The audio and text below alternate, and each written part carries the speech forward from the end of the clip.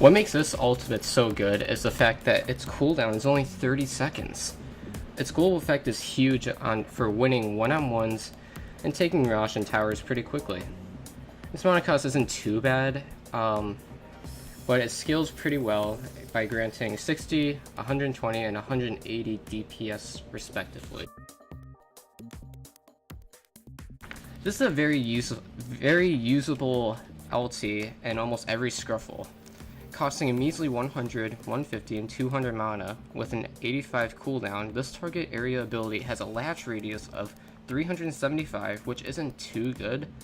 However, 150, 150, and 200 initial damage with a line break radius of the same output, with a 0.5 initial stun and 1.5, 2.25, and 3 second stun. And when this is upgraded by Scepter, dude, that is a huge difference. It goes through spell immunity, and as I said before, it can be effective really anytime. The name speaks for itself, a global silence that lasts 4, 5, and 6 seconds with a long cooldown that is not so bad. Mana cost 250 mana in 130 seconds. The sound effect for global silence is the highest sound priority in the game, which means that other sounds are drowned out, making the silence all that you hear. 4, 5, and 6 seconds are huge in teamfights, or saving allies from, let's say, an assassinate or a blink strike. Okay, so this one requires a little bit of more explanation. Firstly, it grants 50, 100, and 150 bonus gold to nearby heroes. The mana cost and cooldown are very low, 4 seconds and 50 mana respectively. Next, it also grants the true sight and shared vision of the enemy hero.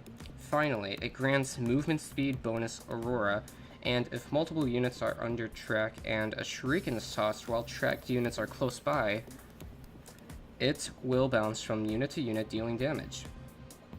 It scales in the way that the bonus gold can be huge in maximizing your overall team net worth, and if you keep maximizing your overall team net worth, then 10 times out of 10 you're going to win if you do not throw the game. So this is definitely underrated in that regards.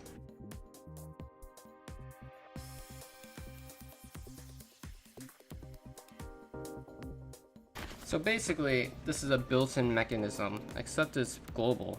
It has a long-ass cooldown, but if your team gets initiated on, whether you're there or not, you can help them with escaping or possibly killing the opposing team. It can also perpetuate pushes and overall just keep your team in the game.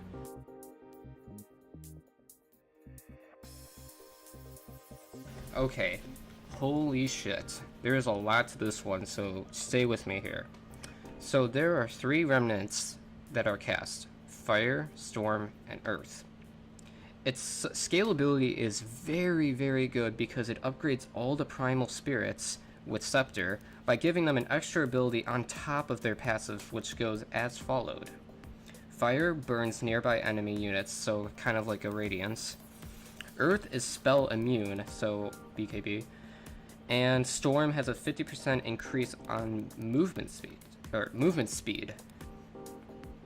Primal Spirit's duration is 15, 17, and 19 seconds, which is mediocre. It costs 125, 150, and 175 mana, and has a long cooldown of 140, 120, and 100. When it gets to 100, it's kind of shorter, but for most of the game, it's pretty long. Every Aurora Primal Spirits incurs is True Sight, and if one of them dies, another gets the deceased passives. It does not help this team too much, other than Hurl Boulder and Cyclone, which can be big, but the greatness lies with the Scepter, Agnum Scepter. A downside though is that if all the spirits die, then of course Brewmaster himself will die. However, all the mana and HP lost by the spirits does not transcend to that of Brewmaster when he returns to his normal form.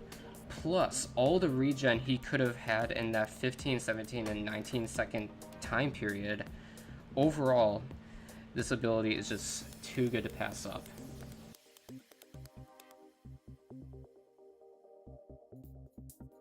Ravage. This behemoth of an AoE stun is great in both initiating and escaping. It has a max effect area radius of 1025. That is... wow. While costing a reasonably low 125, 225, and 325 mana. It actually kind of scales, the mana cost kind of scales pretty poor, but as the game goes on, I think it's worth it. And it has a pretty long cooldown at 150, but can be huge in stopping and starting pushes late or mid-game, and that could be the difference, really, of winning and losing a game.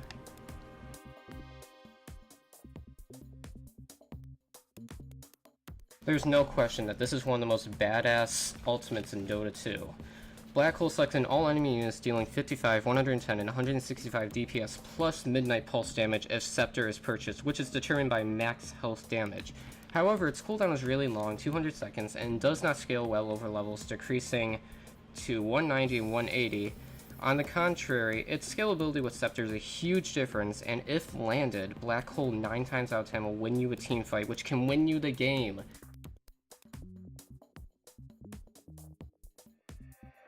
Reverse Polarity does 50, 125, and 300 damage with a stun duration of 2.25, 3, and 3.75 seconds. This is a huge difference, or this is a huge in teamfights and scalability, particularly from level 1 to level 2. Its cooldown is pretty long, 125, but this ultimate can honestly, seriously, can be a turning point in games. I mean, if a team is clumped up by your racks, or let's say by your tower even, and you blink in and RP them and skewer, then that's huge, because that can, it A, stops the push, and B, can honestly be a team wipe, maybe even a rampage, if you do everything, if everything falls into place, basically. So, this is high up there, but it's not number 1. What is number 1? Well,